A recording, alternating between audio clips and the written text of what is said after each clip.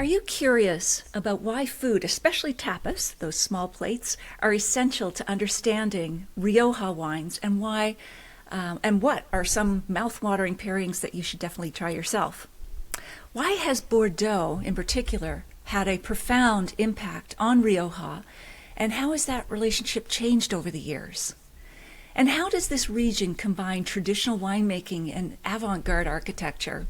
Well, tonight you're going to get those stories and tips in our conversation with our guest, whom I'll introduce momentarily. If you're watching this video on the replay, please, in the comments, type the word replay.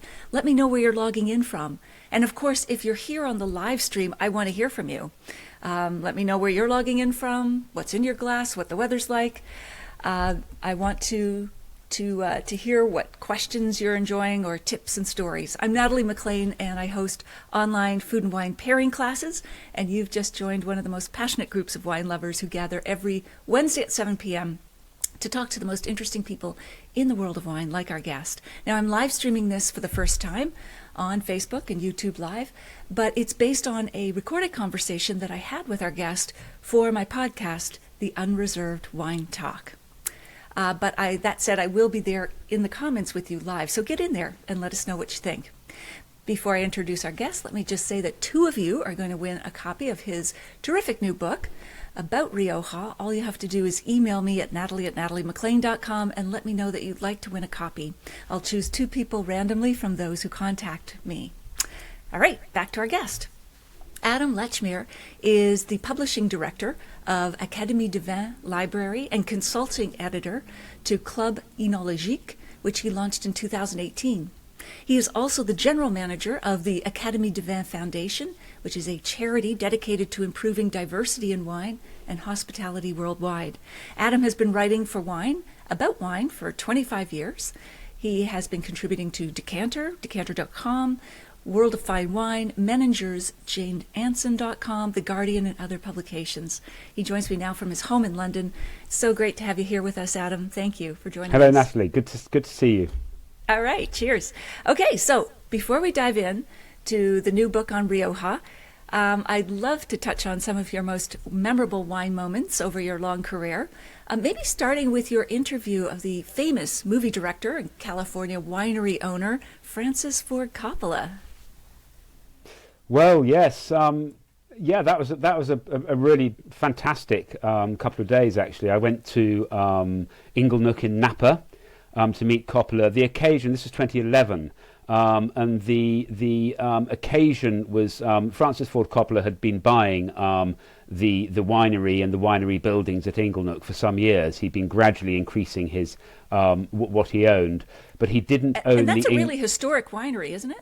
It's one of the legendary Napa wineries. Yes, it was started by the Finnish fur trader and ship captain Gustav Niebaum in the 1890s, and then during the 20th century, it was sold off to a group called the Wine Group, and lost all its sheen, lost all its reputation. The Wine Group turned Inglenook into a jug wine, a bottom shelf jug wine.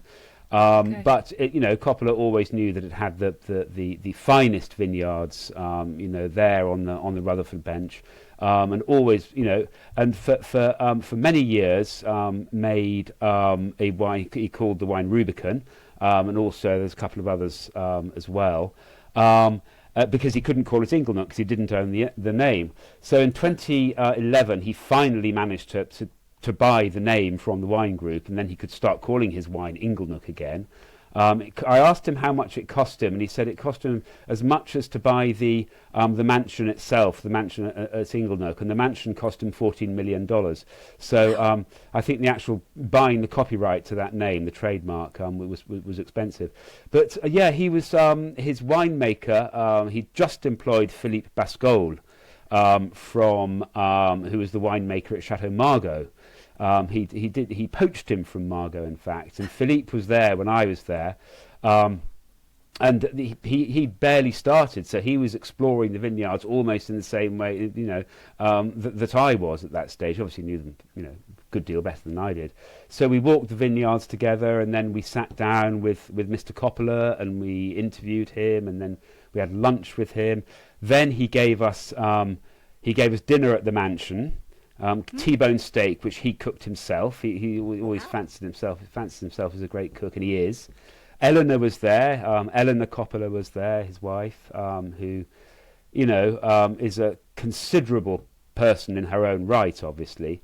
About, probably say half the size and weight of her husband, but a really, really remarkable person. It was amazing to sit down with those two. Amazing to talk about film and talk about wine. And if you're a huge fan of Coppola, as I am, then that was equally exciting. So yes, Absolutely. I was. I mean, he's made so many iconic films. I mean, I'm sure most people are familiar, but like Dracula and what was the one with the war, about the war? Was it Apocalypse Now? Was that his? Indeed, Apocalypse Now was obviously his famous film is The Godfather. Famous films are the Godfather trilogy. Which is what made his name. And then Apocalypse Now, I think, is as iconic and as famous.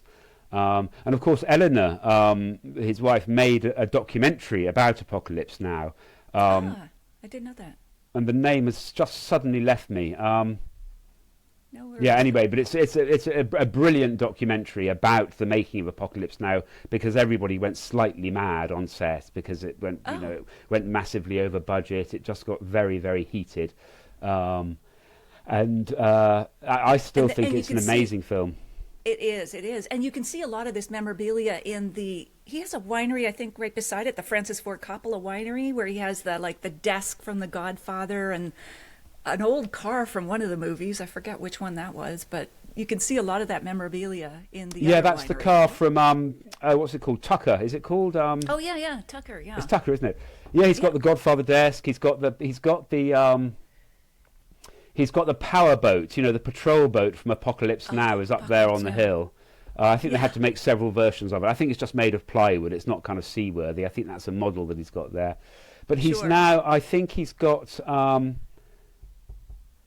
I can't remember where all the memorabilia is now. I don't want to send people all the way to Inglenook hoping to see lots of Apocalypse Now movie iconography, iconic movie memorabilia there, because I think a lot of it might still be in the Francis Ford Coppola winery. But he's also sold that now. That's in Sonoma. That's been sold. So don't quote me on that. If you want to go there, you have to look it up. And Sure, absolutely. And did he have insights, or did he say anything surprising about anything about the intersection of wine and film, or why he was passionate about both? Not really, to be honest. He's a very, very focused man. The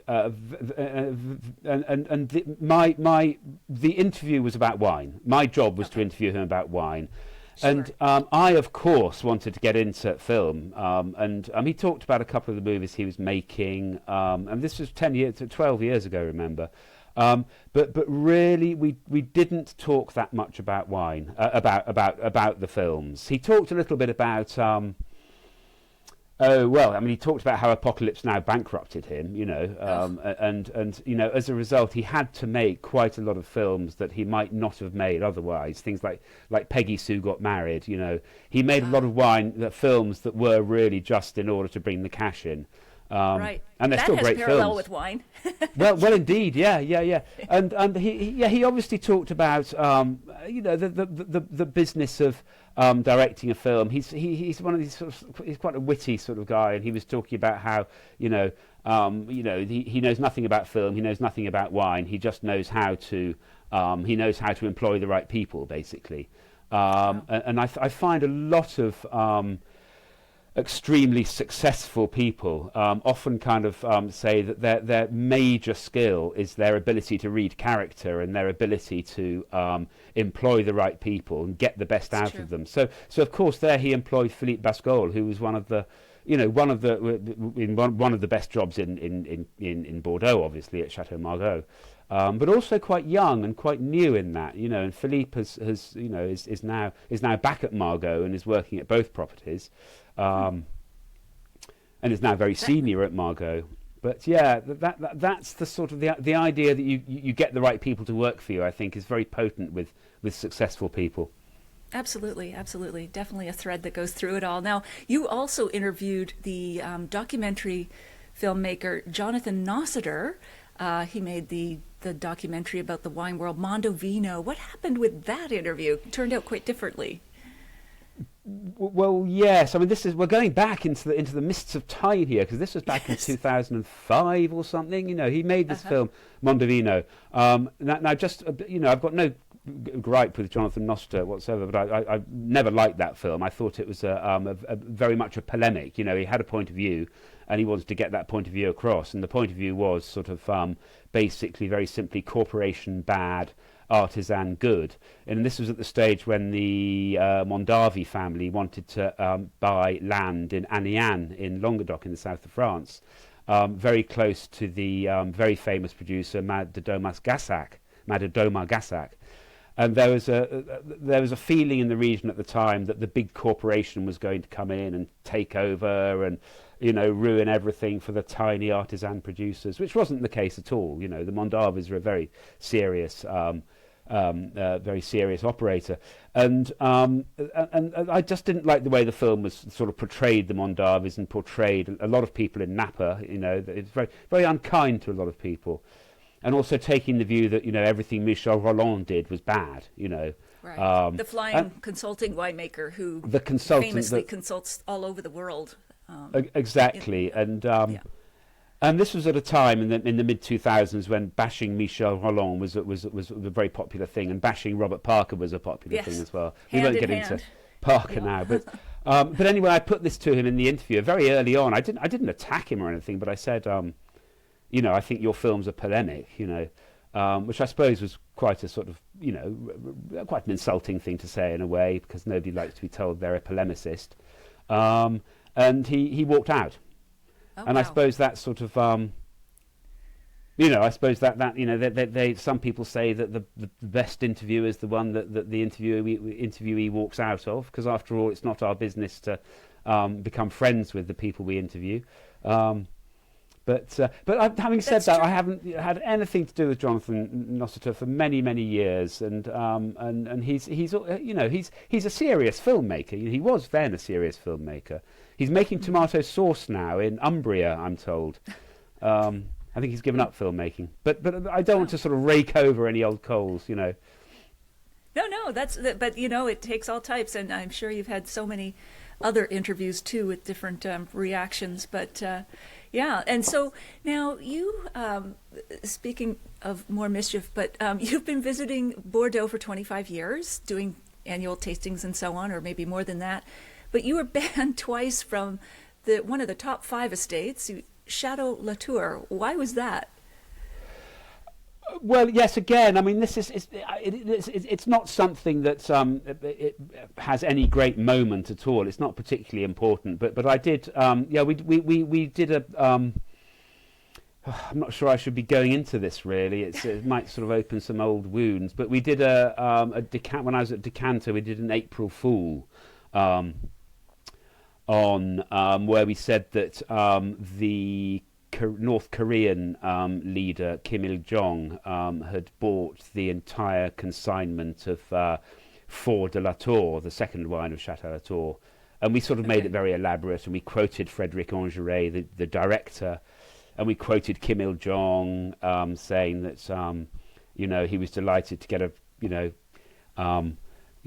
get a jump on the Chinese, who at that stage were buying lots of properties in Bordeaux and buying up Bordeaux, and it didn't go down very well. It was a very stupid thing to do, actually, because I was at Decanter at the time, and we at the time were putting on a tasting with all 5 first growths, and Sarah Kemp, my boss at the time, and Sarah Kemp is a renowned and extremely brilliant publisher, brilliant businesswoman. She was rightly absolutely furious. But to her credit, she didn't fire me. To her credit, but I think that's creative. Whatever trouble it might have caused, it was still. It was quite funny, actually. I think a lot of people found it quite funny. Yeah, it was only up on the website for about 20 minutes before we had to take it down. So. Oh Oh my goodness. Okay. So before we dive into the book, two quick questions, just again, to get to know you through some of these different moments you've had. But if your mother wrote a book about you, what do you think the title would be, Adam? Natalie, you warned me about this question. I've been thinking about it ever since. I think the only thing that question illustrates is what you're familiar with the works of P.G. Wodehouse with Bertie Wooster. Yes. Bertie Wooster. I mean, in one story, Jeeves pulled off some amazing feat, and Bertie Wooster said, "Jeeves, you're so incredibly clever. You're so intelligent, and have you always been like this?" And Jeeves said, "Well, my mother believed me intelligent, sir." And Bertie Wooster said, "Well, that doesn't mean anything. My mother thought I was intelligent." So one's mother's always one's biggest fan. So I imagine my mother's book would be something like my son's brilliant career or something, which is as far from the truth as you can imagine. It's good to have supportive parents. My mother probably would have titled her book, "I Told You Not to Do That." Yes, possibly. Anyway, yes, possibly. Yeah. That another maybe one. was a subtitle. And if your high school yearbook had superlatives, what would you have been voted most likely to become? I have no idea. Presumably by my friends, presumably they would have said, he's going to, do something. Enemies, I don't know. I mean, what I've become is a world-class procrastinator. That's one thing I can say without any doubt. Doubt they had that category, but that's good to realize your dreams. Yes. All right, let's get into the book. What was the most surprising thing you learned while editing the Smart Traveler's Wine Guide, Rioja? Well, yes. I mean, I've thought about this. I mean, I know Rioja quite well, and this is a book for it's not a specialist academic book, so there's a lot of information in there that I already knew. What I'd loved to see was the incredible wealth of amazing architecture in Rioja and the kind of exuberance with which they're doing things. And there's a couple of hotels that we put in there that I'd never visited.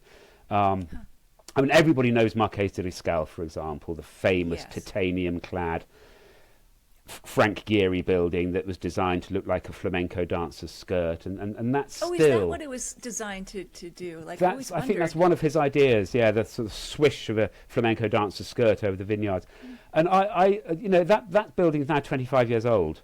Forget when it was actually built. Maybe it's sort of just over 20 years old, maybe, but still, it is still as surprising so every vibrant, time you see it. And in the book, we've got the most beautiful double-page spread of the building. And what they do in Rioja so brilliantly is that they have the ultra modern, avant-garde, postmodern buildings next door. Literally next door to these ancient, gorgeous medieval churches. So in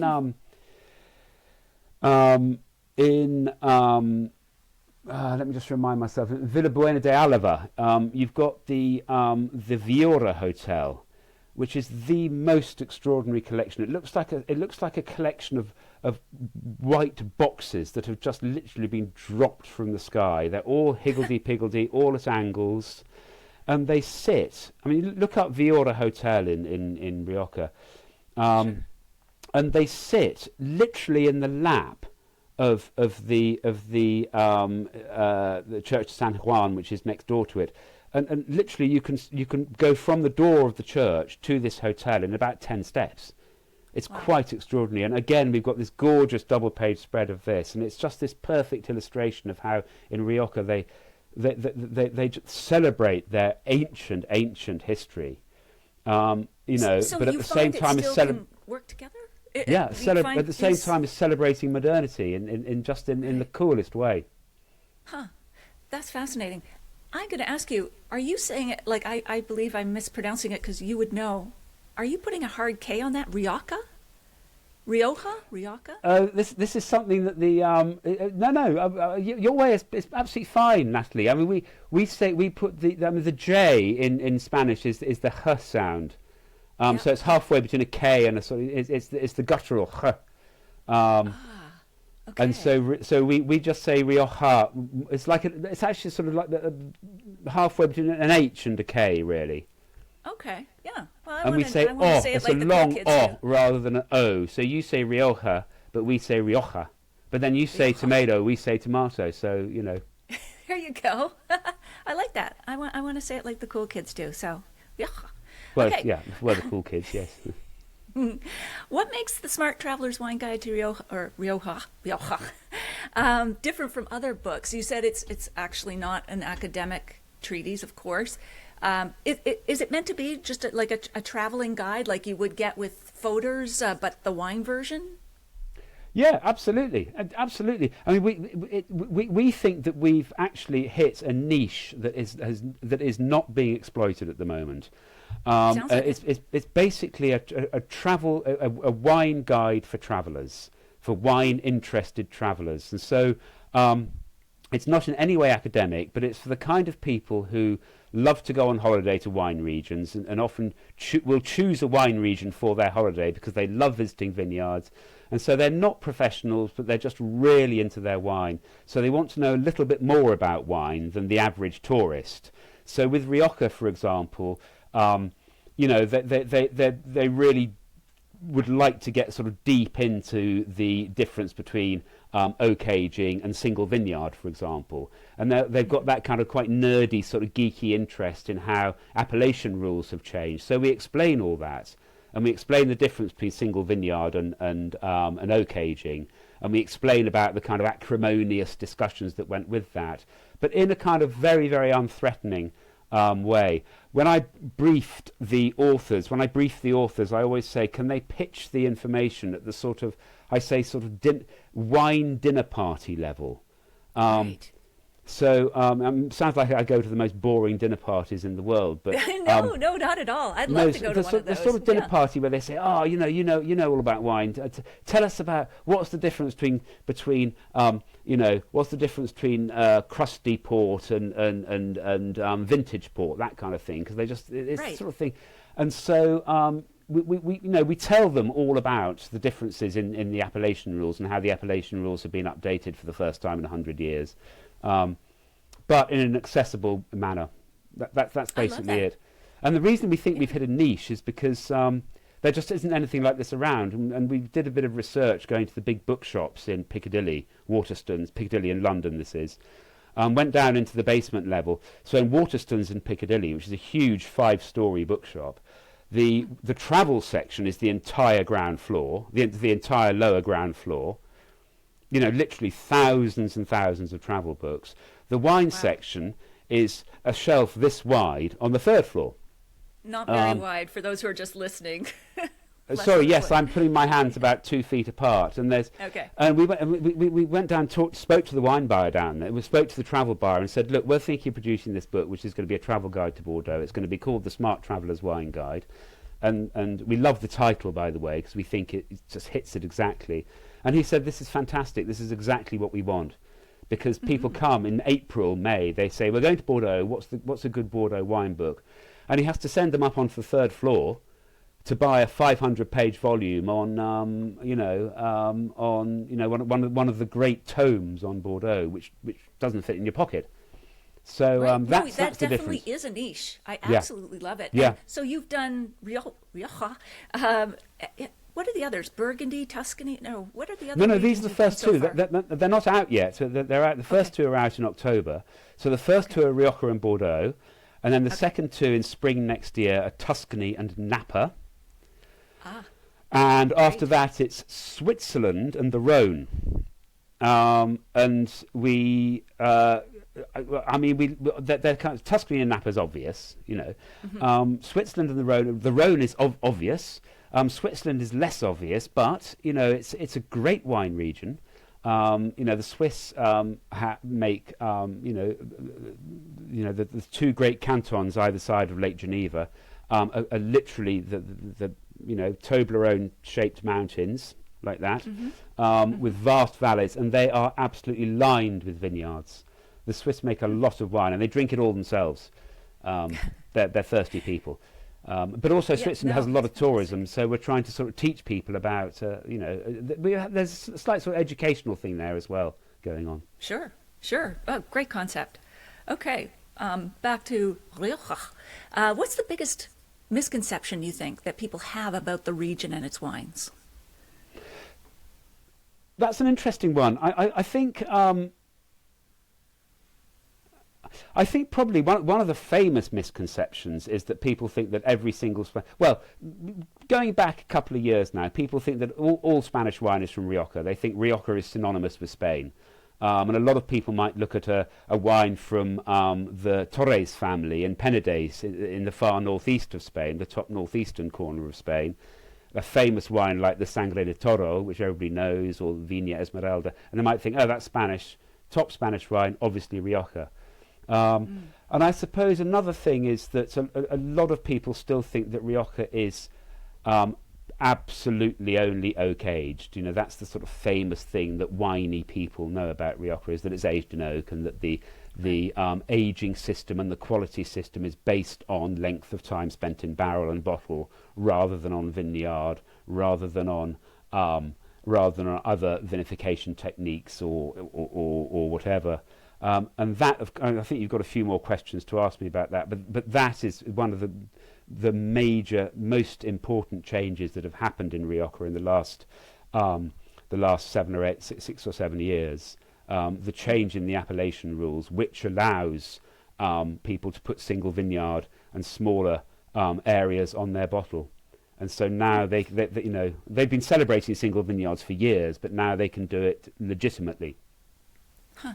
That is quite an advance. So let's go back to that first misconception, all wines from Spain are not from Rioja. Let's situate Rioja on the map. First of all, Spain, south of France, east of Portugal. Where is Rioja on a map of Spain, say in relation to Madrid, maybe the major city that most people think of? Right. Well, if you look at Spain as a square, which it kind of is, and Madrid is really in the geographical centre of Spain.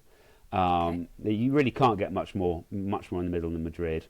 And if you go due north of Madrid till you hit the coast, you get to Bilbao.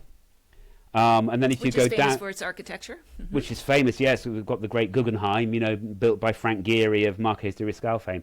And if you go down about a couple of inches from Bilbao. It's an hour's drive south of Bilbao and slightly to the east. So it's really sort of between Madrid and Bilbao, it's about 2/3 of the way up there. Okay. So it's definitely northern Spain. It's quite eastern as well. It's not that far from the Pyrenees. It's not, it's very near Pamplona. So it's quite a sort of eastish and Atlantic influence. It's eastish and northern, really. So it's quite Atlantic influenced rather than Mediterranean influenced. Right. Okay. And another place that the book mentions is, I'm going to muck this up, but Logroño Tapas Trail. Maybe tell us where that is and what it's all about. That's Logroño. Right. Logroño, which is it's the regional, it's the capital of La Rioja, of the province, Okay. and it's just a really brilliant, dynamic, medium-sized, brilliant Spanish city. It's a working city. It's got some wonderful old streets. It's got some wonderful old churches, wonderful old monuments, but it's very much a solid northern Spanish working city where people just go about their business, and it just has this, what they call the Tapas Trail in Logroño. You asked about Tapas Trail, didn't you? Yes. Yeah. And it's got this one. It's centred on one street called the Calle Laurel, Laurel, which is just a street of tapas bars, a narrow street, pedestrianised, with literally a tapas bar every 5 steps. And it's just a rite of passage for anybody anybody who loves Spain, anybody who loves wine, anybody who loves anything to do with wine and food, and that kind of brilliant sort of Spanish lifestyle, what they call la marcha, the sort of that just kind of, lifestyle centered on food, centered on wine. And these bars, they're very, very basic, a lot of them, just blokes, women standing with one foot on the rail, and you get slammed down a glass of the house red in front of you. A lot of these bars, mind you, will have great wine lists as well. We list the bars in the book. And you also get a tapa. And most of these bars specialise in one particular type of tapa. So one bar will specialise, I can tell you the name in a minute. One bar will specialise purely in mushrooms, in champignons. And so you'll get a tapa which is a wonderful, wonderful, garlic fried mushrooms, for example. And you stay in there for 20 minutes, half an hour, have a couple of glasses of wine, move on to the next one, and carry on repeating that till 2 in the morning. I love that idea. Oh, my it's goodness. Brilliant. It's a wonderful lifestyle, the Spanish lifestyle. And you called it La Marca, the lifestyle?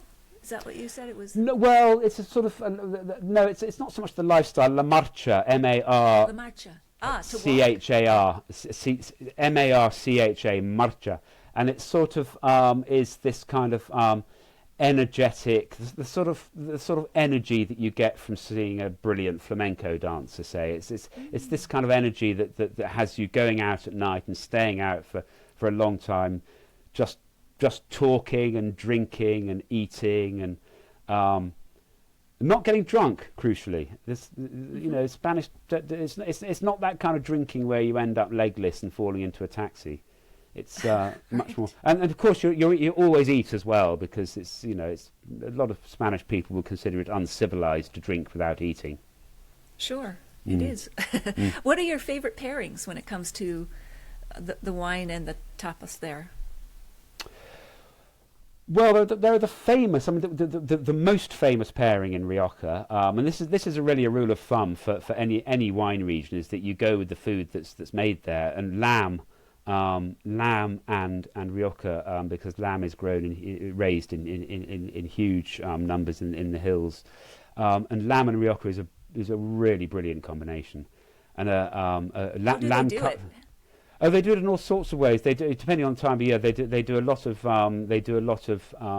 young lamb, lechazo, which is less than a year old, and they do a lot of roast lamb. The one I particularly love is lamb cutlets. Very, very thin cutlets. And they do that. They get a huge sackful of vine cuttings, previous vintages vine cuttings, so dried vine twigs, which is big in Bordeaux as well. They call them sartène in Bordeaux. Sartène. Okay. S-A-R-T-E-N. Yeah. You put a great bunch of these cuttings on the grill, and you set fire to them. And it flares up. You think you're going to set the place on fire. Flares up about 4 feet, and then dies down to this intensely hot, aromatic ash, which is good to cook on for about 10-12 minutes. And it creates this intense heat without flame, and so you grill your chops on that. And that, with a glass of any Rioja, literally any wine, from the top to the bottom, it just goes beautifully. That sounds wonderful. Oh, my goodness. Now, what is the Battle of Wine Festival in Harrow that takes place at the end of June each year? What happens during that?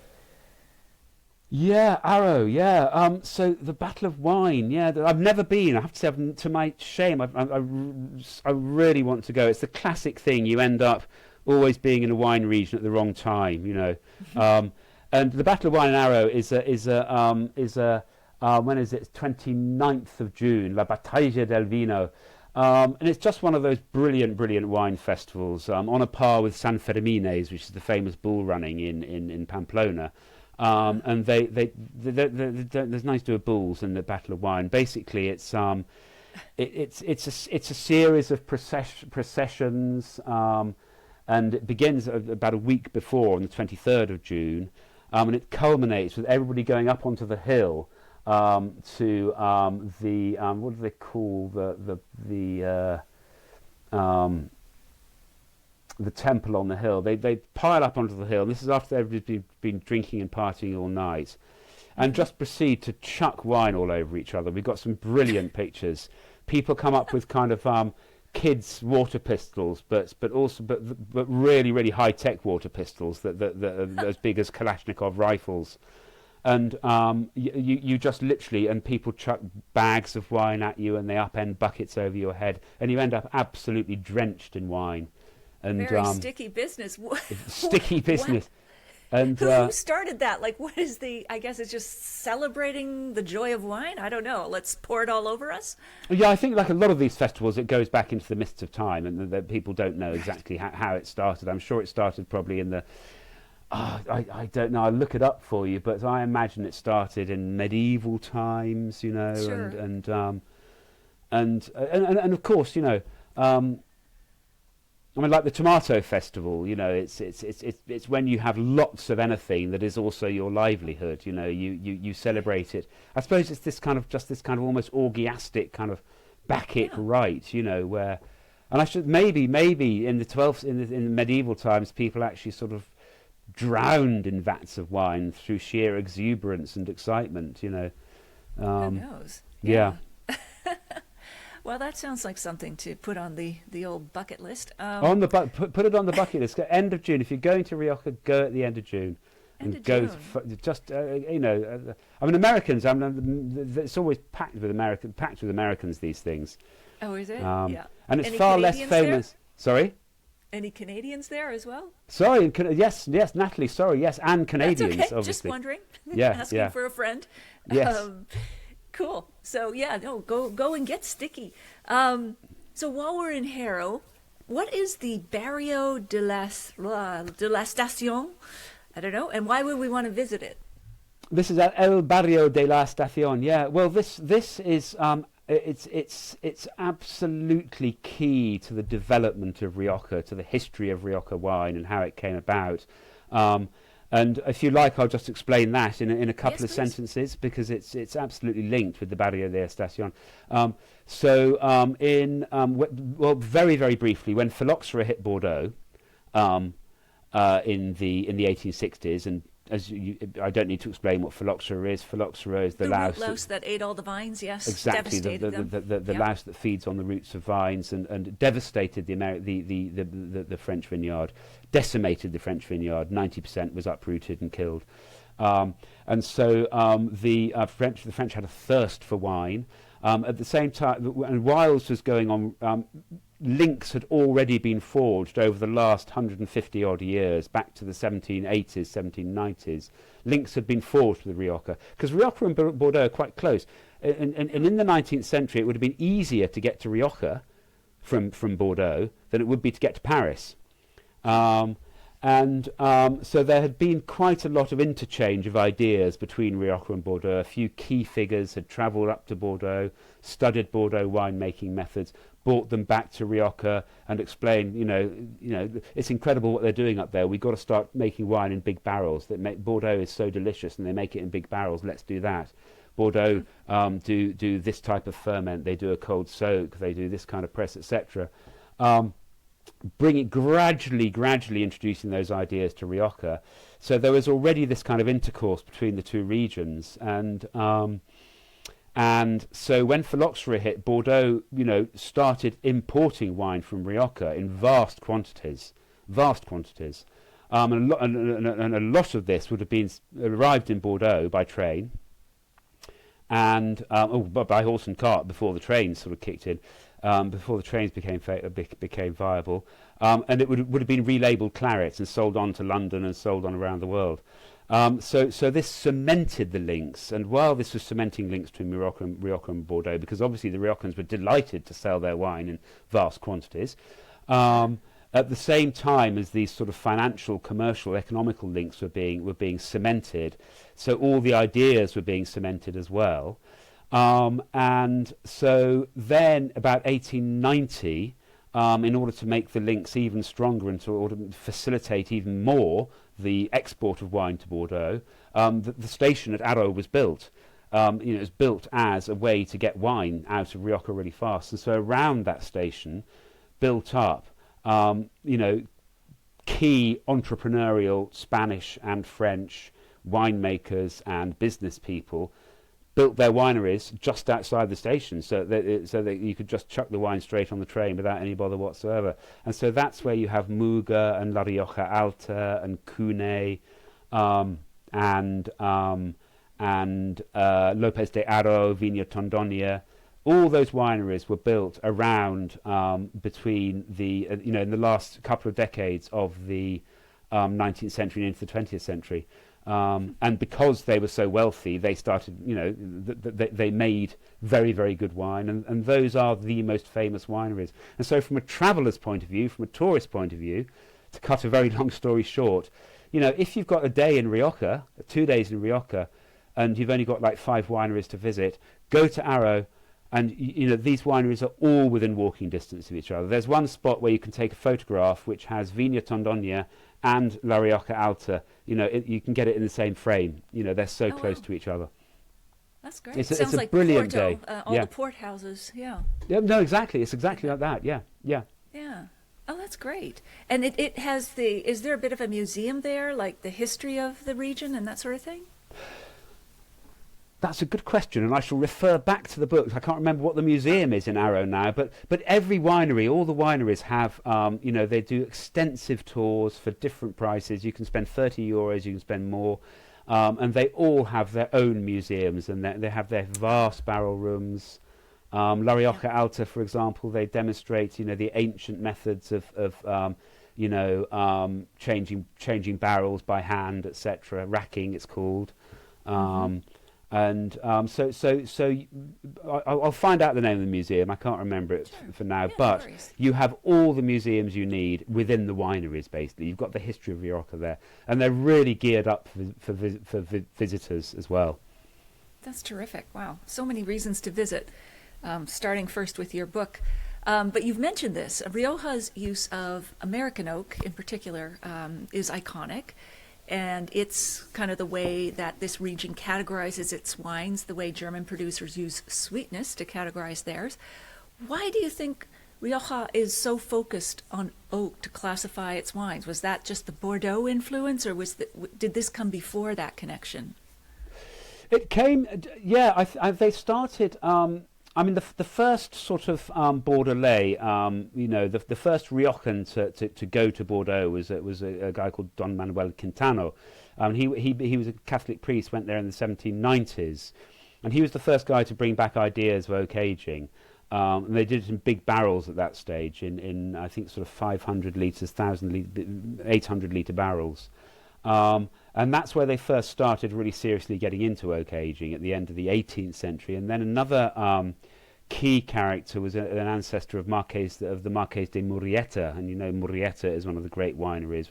One of his ancestors then also went to Bordeaux, and also came back with this, with even more modern ideas of aging, putting the wine in smaller barrels. In the Bordeaux was by then using smaller 225 litre barrels, the classic barrel size. Was it? I'm just checking my facts here. Was it Quintano? Have I got the wrong? Anyway, we'll get into that. It's all in the book. You can check my facts when you read the book. Yes, going back, and they used Rioja. Spain obviously had very, very strong trading links with America at this stage, with South America and America, due to the influence of the Spanish Empire, and so it was American oak was much cheaper to import to Rioja than French oak. Go across the ocean versus just up north. Well, exactly, but it just wasn't as prized, and it wasn't as prized for winemaking as French oak was, and so it was cheaper. And so Rioja really began using American oak for economic reasons. Now, also, of course, Tempranillo, was then found. I don't quote me on this, but which came first? The economic reason for using American oak, or the wine reason. That it suited the grape. Exactly. Tempranillo, American oak suits Tempranillo very, very well. American oak has a slightly wider grain than French oak. so it imparts more flavors, so it affects the grape more. And those flavors, are they more coconut versus French vanilla spice? Or, I mean, I'm generalizing grossly here. But No, you don't. I mean, you only get those coconut vanilla-y flavors when you use huge amounts of new oak, and they're not using so much new oak now. You'll still find the old-fashioned Riojas, which do have that kind of powerful, sort of slightly vanilla-y, slightly sweeter flavour. And what you're finding now, so historically, American oak has always been seen as the ideal oak for Tempranillo, and was used in vast quantities in Rioja. Now, as Rioja modernizes, and over the last 25 years, far more American oak is being used, and other aging methods indeed. Concrete is being used as well. right. So the center of gravity is changing slightly. American oak is losing its. It's still used a lot, and it still does make fabulous wines. But you're finding many more bodegas using French oak now. French oak. And just to for those who may not be familiar with the system, Rioja, just correct me if I'm got anything wrong here, but Rioja's 4 classifications start with young or joven, wines that have little to no oak aging. Then there's Crianza, wines aged for a minimum of 1 year in oak barrels. Reserva, minimum 3 years aging. And finally, the highest category, Gran Reserva, minimum 5 years. So we talked about the American oak and the differences in them. So with all these categories, how do Vinho d'Auteur, self-driven wines, I don't know what that means, Vinos d'Auteur fit into this classification system or not? What are they? Are they like super Tuscans or Bordeaux garagiste wines? Vino de autor. I mean, autor means author in Spanish. Okay. Yeah. And vino de autor is not it's not a term which carries any kind of regulatory weights at all. It's a bit like saying reserve in. It's a bit like saying winemaker's choice in America. Right. Sure. But a vino de autor is a phrase I hate, actually. It's sort of incredibly pretentious. But it just implies it wants to put across the idea that this wine was made in an extremely artisanal, extremely handmade wine by an autor. It's a wine made with it's a sort of super intellectual wine. It wants to impart that. But we're touching on the idea of the new regulations here. So what you have with the new regulations that came in 2017 that sit alongside the old regulations of oak aging, and those are still incredibly important, and we'll get on to how important they are in a minute. So they've in no way been superseded, but the new regulations allow you to put you've got Vino de Zona, which is a wine of zone, which is the sort of bigger area. You've got Vino de Municipio, which is like a town wine. And you've got Vino Viñedo Singular, which is single vineyard. And you've also got another level, which is Viñedo N. Which means you can put wine of a certain place, which just complicates things. I mean, Spanish bureaucracy is super complicated, but I won't get into all the differences between them. But just to take one of them, the Viñedo Singular, that is a wine made from vines that are at least 35 years old. They must be hand-picked. The wine must come from a single vineyard. This is just it's incredibly important. You could always make wine in whichever way you chose in Rioja, but if you wanted to put the way you made the wine on the label, then you came up against the actual labelling regulations, and so there was a limit to the size you could put your single vineyard name on the wine, for example. And now, if you put Viñedo Singular, this is a signal, that this wine is officially of this type from this vineyard, and so it allows winemakers who have always wanted, to make wines from single vineyards, and always and often have done, but couldn't previously couldn't do so and remain within the Rioja appellation officially. They can now say this is an official Rioja wine from this gorgeous vineyard, and they can explain the properties of that vineyard. So it's a really, really important thing, especially, you know, commercially, because everybody in the world wants, you know, their wine to come from a really small place, don't they? That's the sort of Sure. accepted benchmark of quality. Whether it's right or not, we can get into that, but it's an accepted benchmark Absolutely. of quality, isn't it? The smaller the better, generally, but Yeah. absolutely.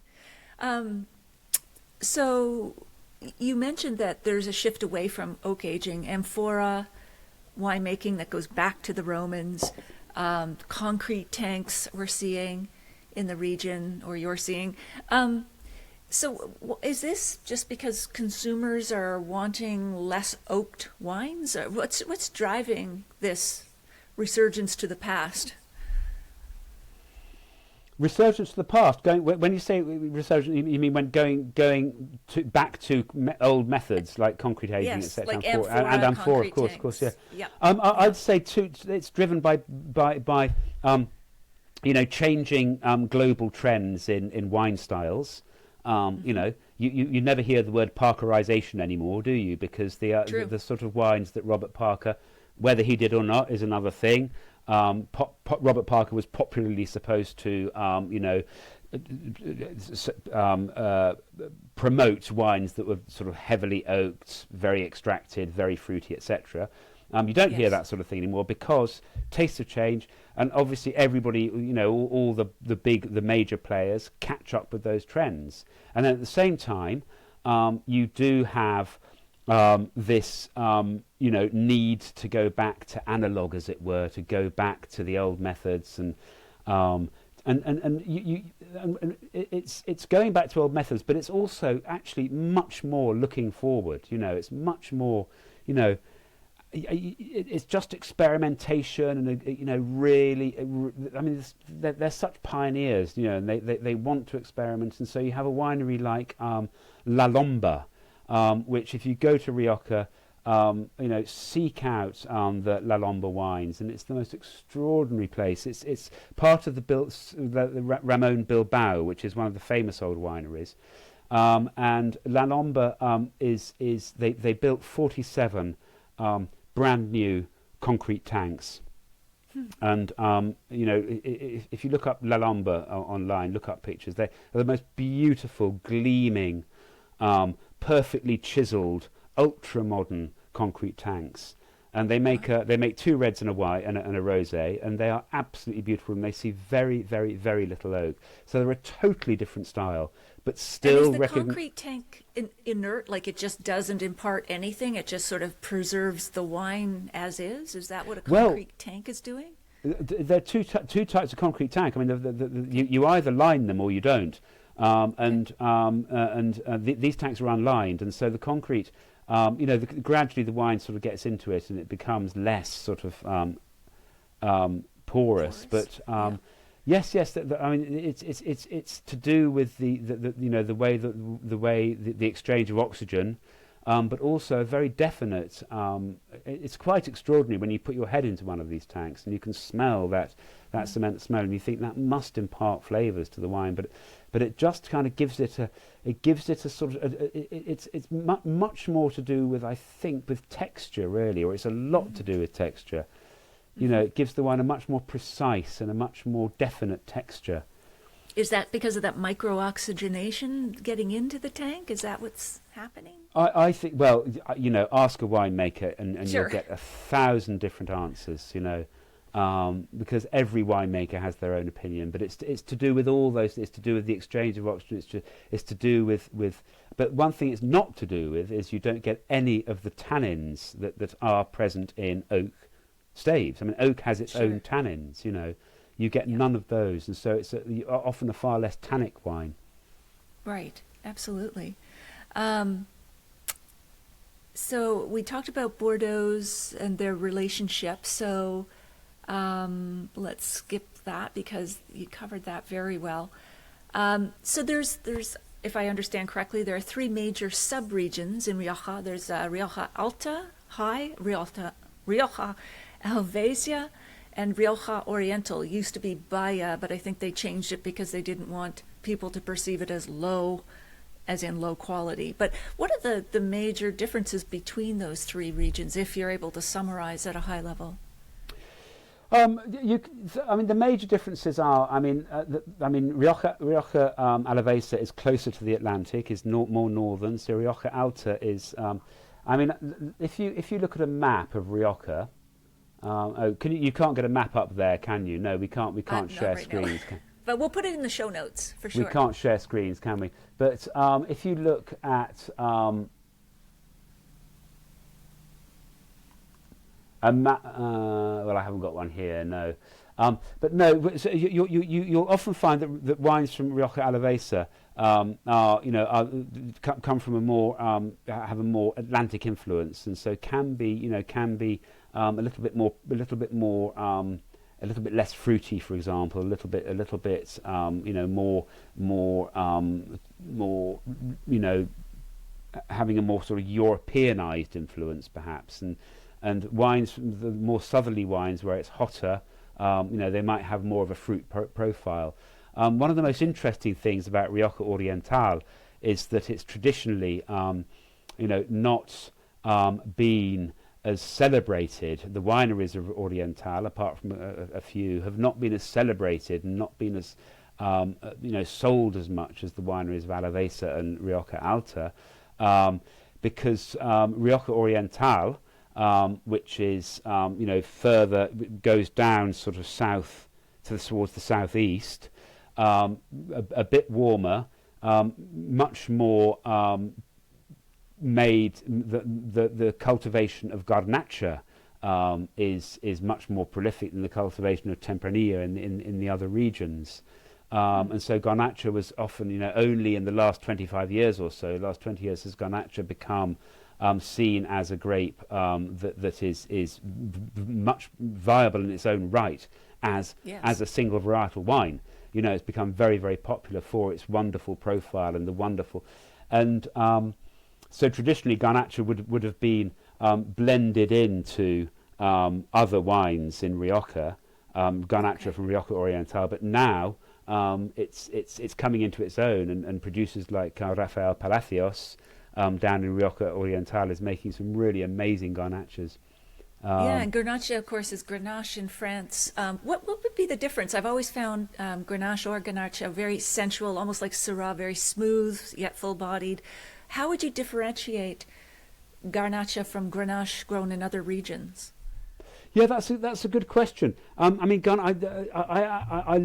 Garnacha, as you said, for its it's that lovely floral profile it's got. It's not for nothing they call it poor man's Pinot, because it has that sort of delicacy, and it has that lovely tannin, and it has that light tannins, softer tannins, and it can make a very light wine. And the difference between the Grenache grown in France and Garnacha, I'd have to have the two glasses in front of me to really sort of remember what the differences are. But Grenache from Rioja, Garnacha from Rioja has that essential sort of Riojan sort of earthiness and the perfume, but the earthiness and the grip as well, and the ageability. Yeah, I love the earthiness of those wines, and I almost call them dusty, but in a good way. Like I just love the profile. But we've already touched on Tempranillo, which is, I believe, planted in 80% of vineyards in the region. So it's the backbone of most red wines. How would you differentiate it from, say, Cabernet Sauvignon? Because Tempranillo is a much more full-bodied. Believe it has more tannin than Garnacha, but correct me on any of that if that's not right. Certainly it does, yeah. The difference between Tempranillo and Cabernet Sauvignon. Well, I think as we touched on, one of the reasons that for this very strong relationship between Rioja and Bordeaux was the way you could make a red wine. That came as close as possible to what they're making in Bordeaux. So the two grapes have real similarities. Now, I did a tasting there's a famous tasting every year called the tasting in the Barrio Estación in Arrow, in the famous station Barrio. And the last time I went, a couple of years ago, they'd invited a series of Bordeaux chateaux over, and we compared the wines from Rioja and the wines from Bordeaux, the differences between them. And I need to look up my notes. I couldn't find my notes before we started this. But as I remember, the Riojan wines just came across as a warmer region than Bordeaux, with more sunlight hours and difference in daylight, difference in summertime temperatures, longer growing cycle. And so the wines came out as just with that edge of aroma and that edge of florality and that edge of sort of almost kind of perfumed opulence that you can get with really great Rioja. Sounds beautiful. Now you also talk about the importance of old vintages. The 1964 and 2001 vintages being spectacular for Rioja, but what makes a great vintage in Rioja? Is it any different from other wine regions? Are there particular things that come to pass to make a great vintage there? I don't know. I imagine it's the same as any wine region. You have that perfect combination of the right amount of sun, the right amount of rain. You have a warm early spring, a warm later spring for bud break. You have the perfect perfect growing cycle of 100 days between bud break and veraison, which is when the grapes start turning colour, and once you get all those things together, then you get a really, really good vintage, and then you feed into all of that the skills of winemaking, and then you have all the different types, all the different vineyards, the different parts of Rioja. What is quite interesting in Rioja is it kind of has this sort of it's sort of on the, it's both Atlantic influence and Mediterranean influence, depending on the season and depending on, what the weather was like. And so some wineries, and a winery called Roda, R-O-D-A, is one of the brilliant and much more recent wineries in Arrow. They will classify their wines as either Atlantic or Mediterranean. And they don't do it so overtly now, but when you're talking about the wines, you're always talking about whether the prevailing winds came down from the north or came from the south in that particular season. And that's fascinating. And how would they differentiate? What would they say an Atlantic year was versus a Mediterranean? Would the Mediterranean just be warmer and more concentrated, full-bodied, higher alcohol wine that year versus Atlantic, more moderate, perhaps more acidity? Would that be sort of roughly the differentiating features? I think you've put it exactly, Natalie. Yeah, that's what I would have said. You'll find more opulence, more generosity, more and in the Mediterranean influence wines, and in the Atlantic influence wines, you'll find more just more of that precision and more of that a slightly less opulent profile. And the tannins will be of a different quality. But then when you're talking, these differences can be very subtle. Because these subtle but noticeable. Yeah. Sure. I want to go back to the architecture because it's just, we talked about Marqués de Riscal, but it's just so famous, the juxtaposition of the old and the new. And we talked about the city of Balboa, which is just an hour from Rioja, famous for its innovative architectural shapes. Architect Frank Gehry, who was Canadian, yes, he designed the New York Guggenheim Museum, Bilbao, and the Marqués de Riscal winery. These and you talked about the beautiful ribbon titanium panels. They just reflect gold and silver, and I love the idea that it's a flamenco dancer kind of, her dress maybe kind of wisping over the vineyards. How has architecture shaped Rioja's tourism? Has it brought people specifically there for the architecture? And how has it shaped also, the architecture itself shaped the international reputation of Rioja wines? Has it had an impact on that as well? Yes, in every way. To take the first part of your question, how has the architecture? What was the first part of your question again, Natalie? How has it shaped Rioja's tourism? Do people come to Right, Rioja yes. just for the architecture? This is such a great question. The answer has to be yes. You know, people, Sure. because Rioja's architecture has been so famous for so long now, and I wouldn't know how many tourists visit Rioja simply because it's a great place to go, or because they go for the wine, just for the wine, and you can't be a lover of Rioja without being influenced in your love by the architecture. It would be a very, very different place if it didn't have this splendid architecture. Sure. And it just informs every winery. I mean, at Viña Tondonia, for example, you know, Zaha Hadid, who's that very celebrated UK British architect who died, British architect who died a few years ago. She did the new tasting room at Viña Tondonia, and she's built it around the funny little old wooden kiosk that they had before. And so, as I was saying about that Hotel Viura, you know, the juxtaposition of the old and the new, it's brilliant.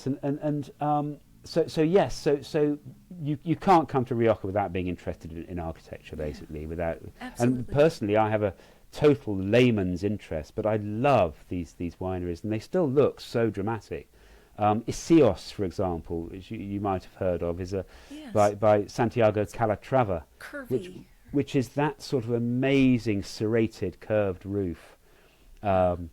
Very impractical, apparently. I think it leaked for a long time.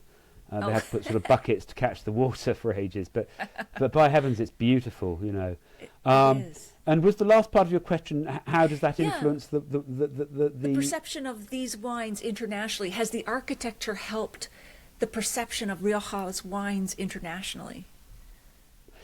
Again, obviously it has, yes. Obviously, because these are the most famous architects in the world are building there, and these buildings are internationally celebrated. But interestingly enough, I mean, you know, Marqués de Riscal, you know, which has the wildest ultra postmodern architecture in the country, you know, it produces very old-fashioned wines. You know, with an old-fashioned label, I think, right? With an old-fashioned label, yeah. You don't even see the winery on the label at all, like the way you would in California, maybe. Well, exactly. And it's, you know, it's not the winery; it's the hotel next to the winery. But still, it's still absolutely synonymous with the name. So. This I think is evidence of the way Rioja is so manages to bring the past up to the future and bring the future back to the past, and everything is just present. You know, it's like you know, time past and time future are both perhaps present in you know, in time future. You know, it's all there, and you see this in. You see this in so many ways, and you know, I did a round table in Logroño for our magazine, for Clubine Logique, where we got we got so-called traditional winemakers like Cuney, like Maria Urrutia from Cuney, next to, you know, people who are doing single vineyard wines, and you know, what was so obvious from that was that they've completely moved on. There's no argument anymore about. Is one better than the other? Is single vineyard better than multi-region oak-aged wine? And they're saying no, of course not. You know, if you're making a blend of 5 or 6 different Rioja regions and you're putting it in oak for 5 years, you know, you still know those vineyards as intimately as if it were a single vineyard, because when you pick the grapes, you're picking them from a single vineyard anyway, and you're blending them and you know, single vineyard has always been important. The primacy of the vineyard has always been there. So again, that's that idea that the old is sort of living alongside the new. I love that timelessness, convergence, and engagement of all your senses, not just your taste, but the visual and everything else. It's kind of like wine itself. Everything converges, and you lose time, and you're always in the present. Exactly, and it's this idea of the sort of holistic idea that's everything is important all the time. The vineyard is as important, because we went, didn't we? We there was this kind of pendulum swing for a bit where everybody was talking about only the vineyard matters, and we're low intervention and the winery doesn't matter. Nothing that happens in the winery, everything that happens in the vineyard is important. What happens in the winery is secondary. And now, you talk to winemakers now and they say that's nonsense. What happens in the winery is of equal importance to the vineyard, to the pruning, to the soil, to the subsoil, to everything. Everything important all the time. Wow, cool. What do you see happening for Rioja in the next decade? What are the big changes do you think are coming, and are you optimistic about its future? Absolutely optimistic. Yeah, of course. Yeah, no. This, I mean, Rioja. They make fabulous wines. They make amazing wines. And just take one example. Is Campo Viejo. Campo Viejo is owned by Pernod Ricard. It's a multinational. It's one of the biggest wineries one of the biggest wineries in the world. It's huge. It makes vast quantities in the millions of cases. Campo Viejo, I always say that it's by law is required to be sold in every corner shop in the United Kingdom. But if ever you're going to a dinner party, and you're late, or you're going to a party and you want to take along a wine, and the only shop open is you get your Campo Viejo, cost you $7.99. This wine is a great wine. It's a delicious wine which sings of Rioja, but it's made in the millions of cases. And to make a wine that good at that quantity is incredibly difficult. So True. At that level, they're making fabulous wine, and then all the way up to the very finest single vineyard cuvées from winemakers working at the absolute height of their powers. It's and that will only get better. It'll continue to be a very wealthy region, but now you're seeing this kind of incredible experimentation as well, and that will only go on. And so we're going to see a lot more concrete. We're going to see a lot more experimentation with different fermentation times, different fermentation vessels, different aging vessels. You're going to see much more Garnacha coming in. You're going to see different profiles of wines. You're going to see a lot more very expensive wines. But I think at the same time, it's not going to go like Burgundy. It's not going to be, you're going to always have, you're going to have at the top level, you're going to have these great wines. And at every level, you're going to have affordable wines. So I think that I think the future is going to be wonderful, one of experimentation and excitement. That sounds great. Happy note to finish on. Is there anything that we haven't covered that you'd like to mention as before we wrap up? I don't think so. I think we've covered everything. Just about. Yeah, you asked. We talked about. Yeah. A lot. We talked about a lot of ground, winery. We a lot talked of about terroir. Yeah, we talked I about. should ask where we can get the book, because I know it's new from Académie de Vin. Yeah. academiedevin.com. You can probably pre-order, but it's going to be published very soon. That's right. You'll be able to pre-order, I think, in about a month. Okay. Because we're hopefully we're going to be out towards the end of October now. It's not a great time for publishing a travel book, but it'll be in bookshops. All the wineries will have one. It'll be available online, academiedevinlibrary.com. And I think yes. I mean, just to put a plug for the book, I think if you're the kind of this is the sort of plug I'd like to give, really. If you're the kind of person who, whenever they go to a wine region, you immediately ring up your friend who's a wine journalist, or email them and say, look, I'm off to Stellenbosch, I'm off to Tuscany, I'm off to Sonoma, I'm off to Rioja, where should I go? And then your friend has to email about, go here. This is the book for you. We put an arm around your shoulders and we say, these are the great restaurants. If you want to eat in a winery, go here. If you want to stay in a winery, go there. If you want to visit, here's 20 wineries that do brilliant tours and tastings.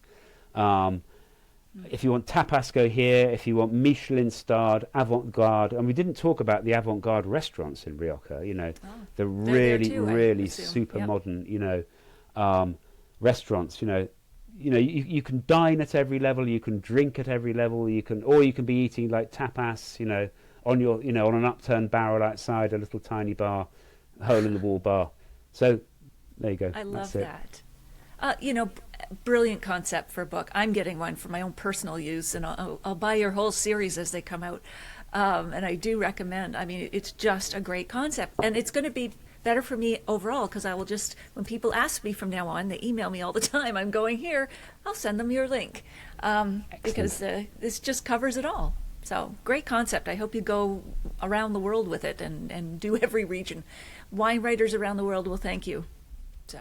Well, yes. Well, any wine writers who are listening, yeah, we are, we are expecting this to be a big series, and so we will be covering, we'll be covering every wine region worth covering, basically, and that's every wine region. So there you go. Yeah, absolutely. Well, Adam, this has been an extreme pleasure. Thank you so much. I've enjoyed this. I learned a lot about Rioja, including the need to practice saying it.